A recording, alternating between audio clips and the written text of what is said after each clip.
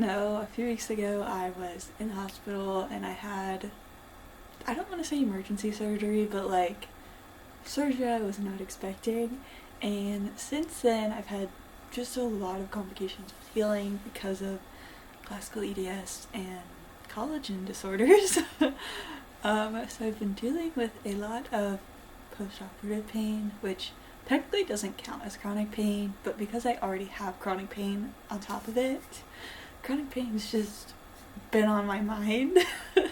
So I wanted this week to talk about it and kind of the history around pain management and maybe some of the conspiracy behind it. But thank you for tuning in, and I want to quickly go and touch back on last week's video and pick a comment to react to. So if you don't remember, last week I talked about being disabled and conservative and what that kind of looks like, and this person commented, you mentioned at one point that disabled people could create a market for a wide variety of competitive jobs with greater flexibility to meet their needs in a less regulated / government overseen business model. Can you explain this more? Yes, I can.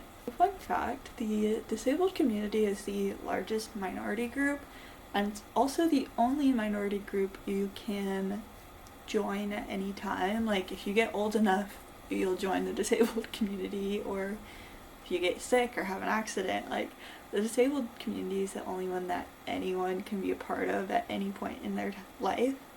And so we actually do have a lot of market power amongst us because there's so many of us, like millions and billions of us.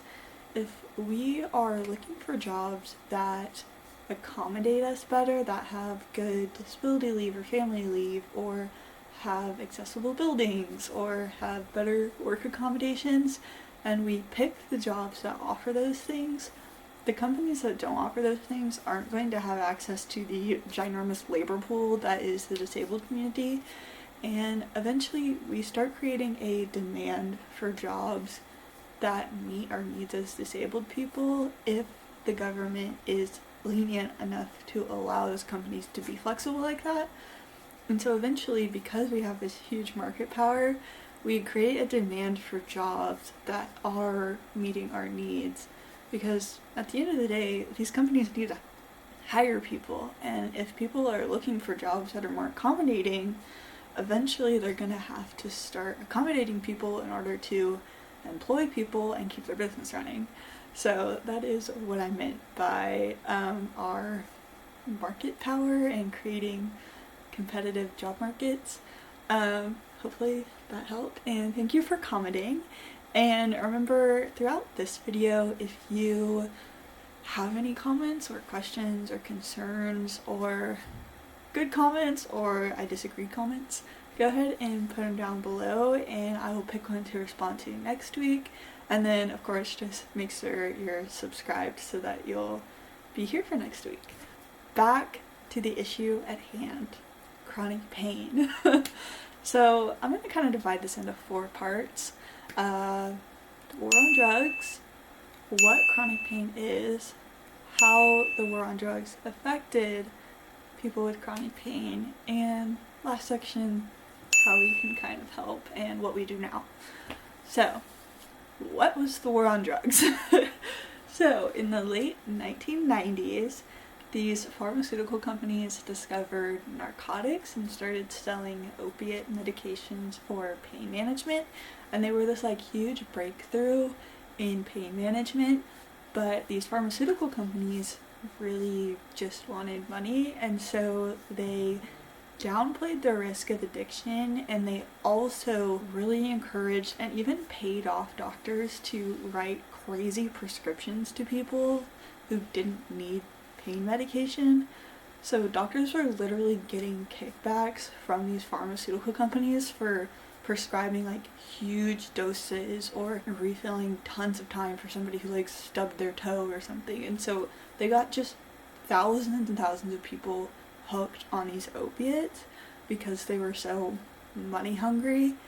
And so that evolved into what we now know as the opiate crisis. And so when the government realized this, instead of punishing the pharmaceutical companies and getting to the root of the problem, they actually started punishing the patients with sort of this two-pronged attack.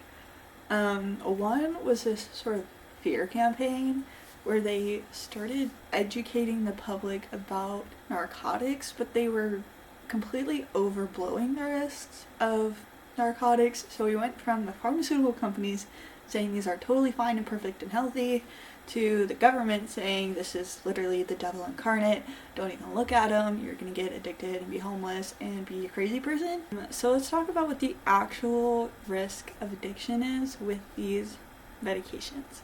So if you are prescribed a short course of acute narcotics for like post-surgical, or you broke your leg, the risk of addiction from taking those medications as prescribed for a short period of time is less than 1%. If you just take your medication as prescribed, the risk of addiction is so low, especially in those acute short-term prescriptions. Now, to be honest, chronic pain and having these long-term prescriptions for narcotics does change the game a little bit.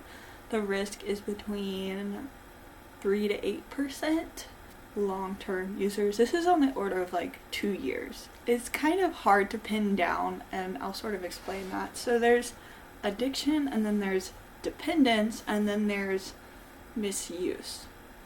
And so many of the studies sort of conflate two or all of those. Dependence, which is actually expected for narcotic use for chronic term, just based on how the drug works. So if you decided to stop your narcotics, you'd actually have to taper off because of this sort of chemical dependence that forms. And that doesn't mean that you're addicted in this other sense where it's like life disrupting. It's just sort of a biological process that happens with narcotics. And so these two things get really conflated when they're studying addiction outcomes and that sort of issue. And then there's also misuse, which some studies conflate with like this like criminal life disrupting addiction. And that's things where like I skipped a dose, or I just like common drug misuse where you're not taking it exactly to the letter as prescribed, but it's not necessarily nefarious. And so all of these three states are heavily conflated. And so when we're trying to figure out through studies how many people get addicted, it's kind of hard to parse out because I did look extensively. There's not a single study that sufficiently separates out those three categories. And so this like 8% risk is counting risk of addiction, risk of dependence, and risk of misuse. And only a small percentage of that 8% is actually this like really serious addiction that we're concerned about. Sorry, that was a really long explanation of that, but essentially the risk of getting addicted to taking medications you are appropriately prescribed and taken as prescribed is very low. Taking a warfarin, which is that blood thinner that old people take so they don't have a heart attack or stroke, the risk of serious catastrophic bleeding from taking warfarin is about the same, 3 to 8%. And we don't hear this fear around taking warfarin that you do with narcotic drugs, even though the risks are equally serious. Actually, I would say serious bleeding is a little higher on the serious level, but the incidence of that is also the same. But we just take the risks around narcotics and just blow it up and make it famous in ways that we don't with other drugs and other drug side effects. So that's the actual risk, in case y'all are curious. The actual cause of these really sad and dangerous addictions are largely from people taking a drug recreationally or intentionally misusing a drug. Like, it's usually started with a choice to take a drug you're not supposed to be taking. And that's usually how addiction starts. It's very, very, very uncommon for a true addiction to be from taking prescribed medications as prescribed. So that sort of like fear around it is misattributed, I'll say that. They had this whole campaign, but they never actually addressed the pharmaceutical companies. I have some stats here for you. So in 2022, literally 3 years ago, it took them decades to get to this. They reached a $26 billion nationwide settlement.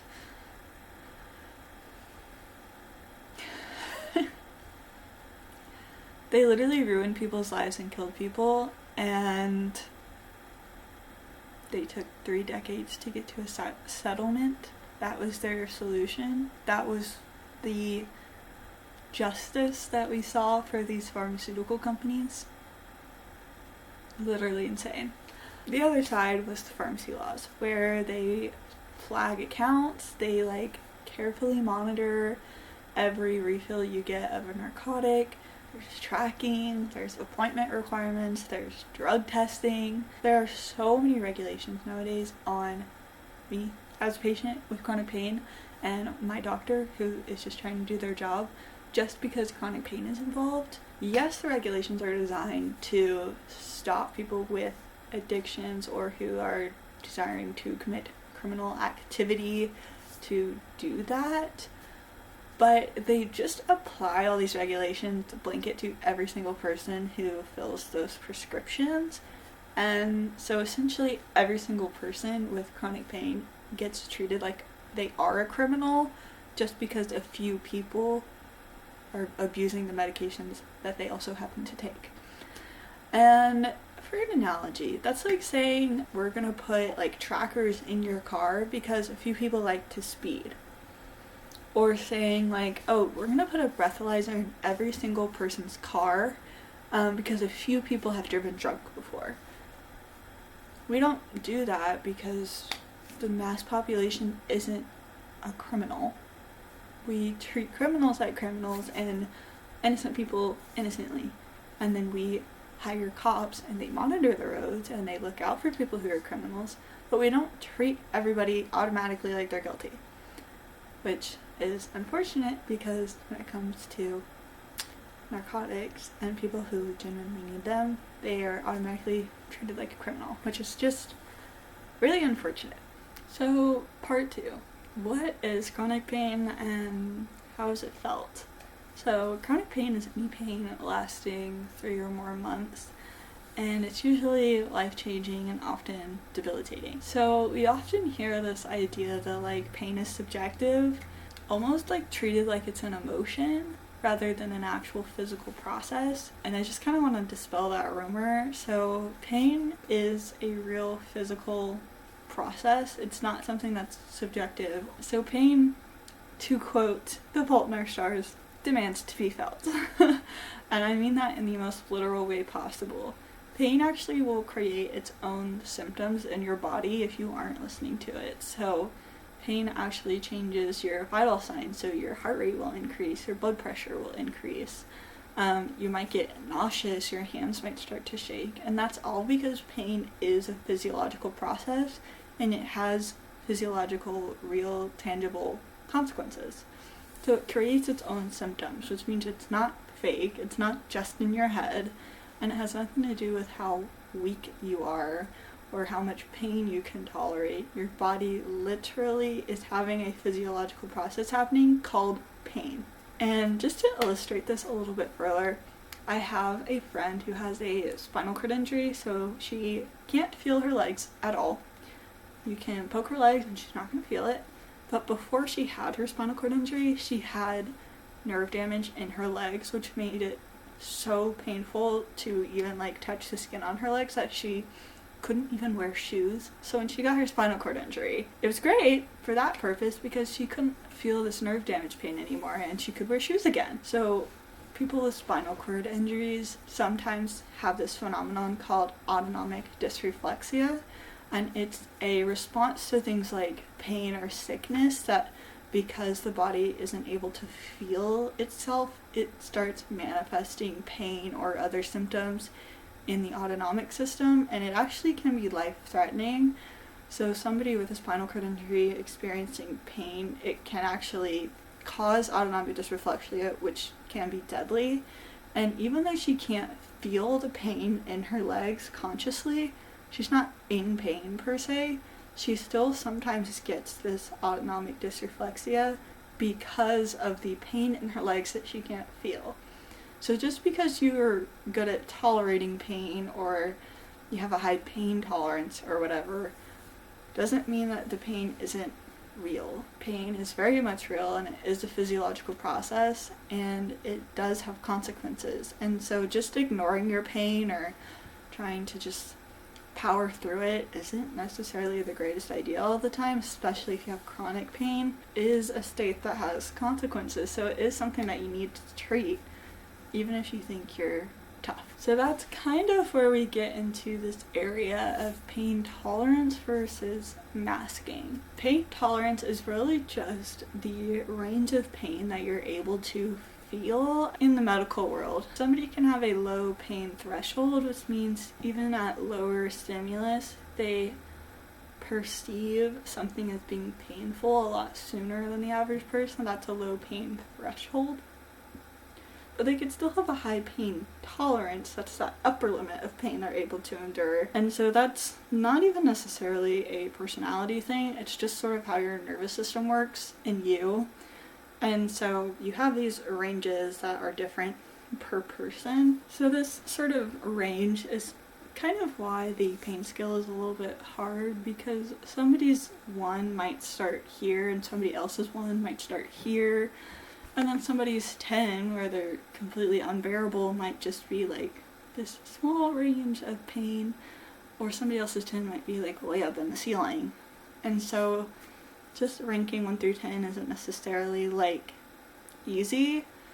And just because somebody ranks something an 8, for example, it doesn't mean that medicating everyone's 8 the exact same way is going to work. Because somebody's 8 might be a lot lower, and somebody else's 8 might be way higher, where they're gonna need a lot more treatment, and this 8 won't need as much. So this whole pain scale thing is, yes, helpful, but it's still really tricky to actually convert into something useful. And I think actually a lot of medical professionals aren't necessarily aware of this issue, and they sort of attribute odd pain numbers to like somebody faking or somebody acting tough. And so if I go in to the ER and I look like I do now and I say, yeah, I'm in a severe amount of pain, they're gonna look at me and be like, but you look fine, like you must be lying, you must be faking. Over time, it's sort of this natural response to pain where your body and consciously you're like, well, I'm in pain, it's really not getting better, but I have to get back to life.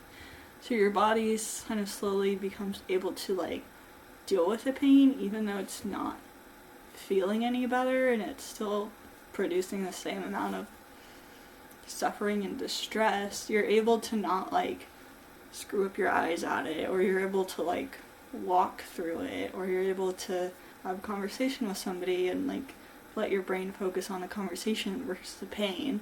And that's called masking. That's your body's response to ongoing pain, and you actually get better at masking the longer it's going on. And so people with chronic pain even become so good at masking to the point where they may not even realize that they're in pain anymore, which sounds crazy, but it's something that I also experience, where I get so good at masking that I'm able to sort of like trick myself, and I'm like, oh, well, I'm able to do all these things and live my life normally, like, there's no way I'm like actually in pain, right? Like, I'm probably just faking it. So masking, especially on the chronic level, while it seems useful at first, it actually can kind of lead into this issue where you like don't even believe yourself anymore, because you're like, well, somebody else who said that they have an 8 out of 10 pain is like over there crying, and like it feels like an 8 out of 10, but I'm not crying, so like why am I really an 8 out of 10? Am I just being dramatic? Like maybe it's really just a 4 and I'm like just dramatic and weak and I have a low pain tolerance. So yeah, you sort of get this really big issue among people with chronic pain who like suddenly you don't even know what kind of pain you're in anymore because you've had it for so long. Your body is like interpreting it differently and you're masking super well and your tolerance for pain and your range of pain is widely expanded. And so, long story short, chronic pain is hard and confusing and complicated, and has actually very little to do with how tough you are. So, and now we're moving on to part 3. How does the war on drugs impact patients? We already talked a little bit about these like regulations that sort of treat patients like they're criminals. People see that you're being treated like a criminal, suddenly the entirety of society starts viewing you like one. And so now we have this huge stigma around chronic pain and pain medications where even doctors are refusing to see patients if they're taking pain medication because they're viewed as like crazy or dramatic or drug seekers.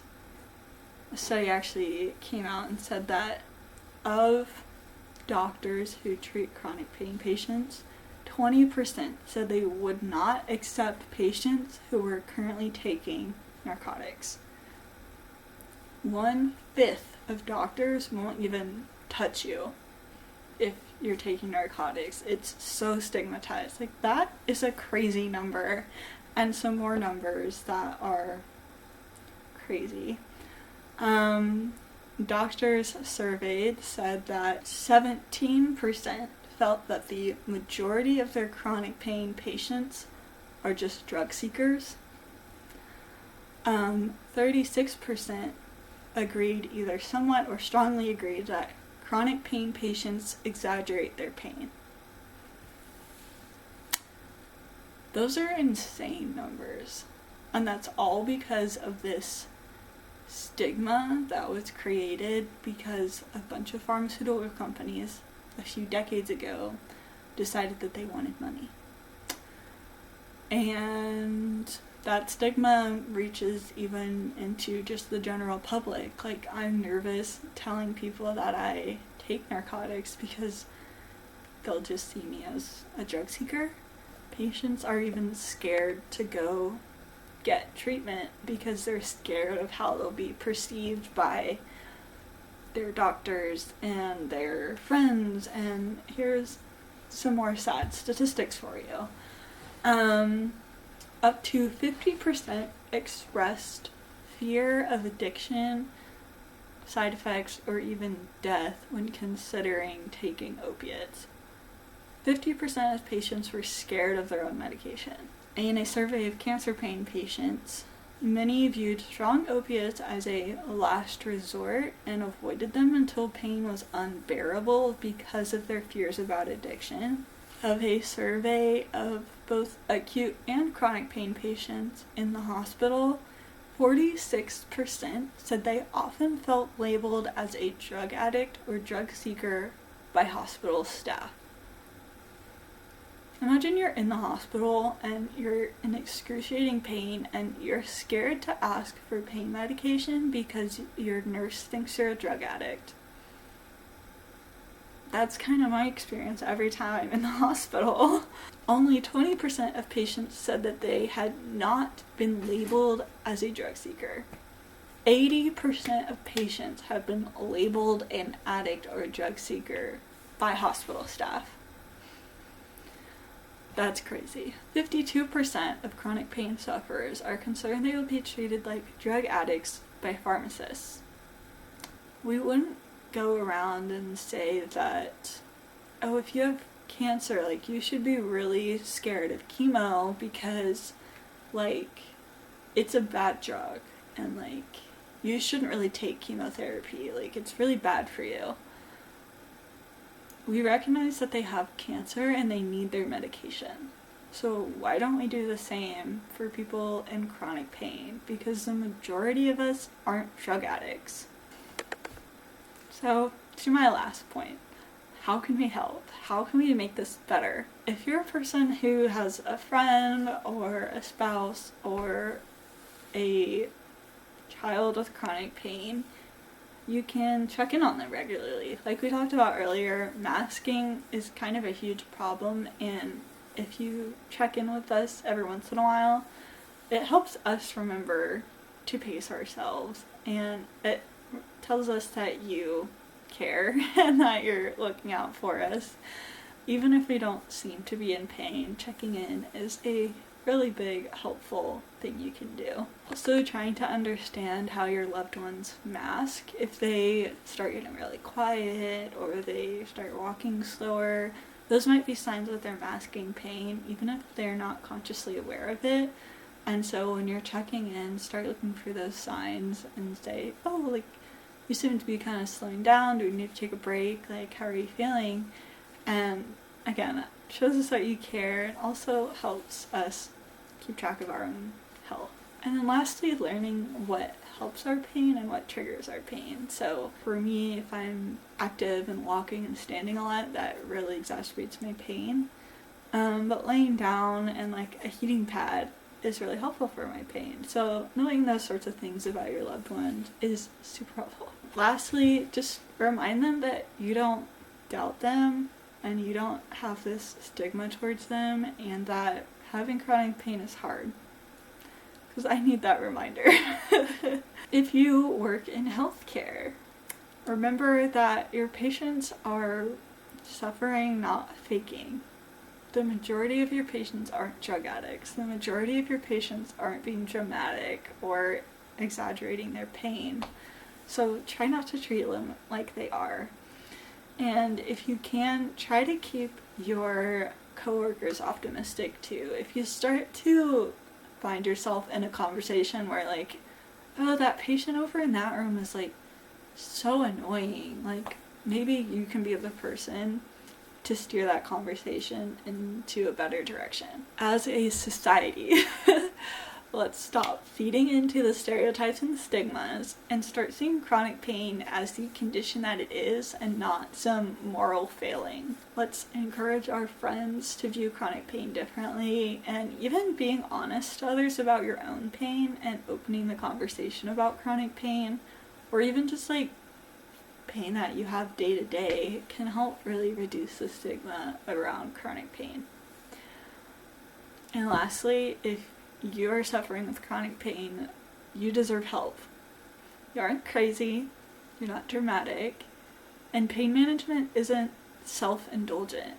I was always so scared of starting pain management and actually seeing someone about it, because I thought that, oh, I was just weak, or I mean, everybody has pain, like, why do I need to go have it treated? Like, am I just looking for something? There's this huge amount of doubt in your head, and if you have chronic pain, go get it treated. Please go get it treated. You're not crazy. You're not selfish. And secondly, if you have chronic pain, don't be a liar. If somebody asks you if you're okay and you say you're fine, if you're not, then you've kind of lied to them. And in order to help break this stigma, we have to be honest with people. And even if it's hard to talk about your pain, even just saying, not so great today, is a lot better than just saying, I'm fine. So, love you guys. Thank you for watching. This was kind of a very long, crazy video, but it was really important to me, and thank you for watching. And if you found it helpful, let me know, or give it a like, and remember to subscribe and put your comments below if you want to be featured next week. And thank you again for watching.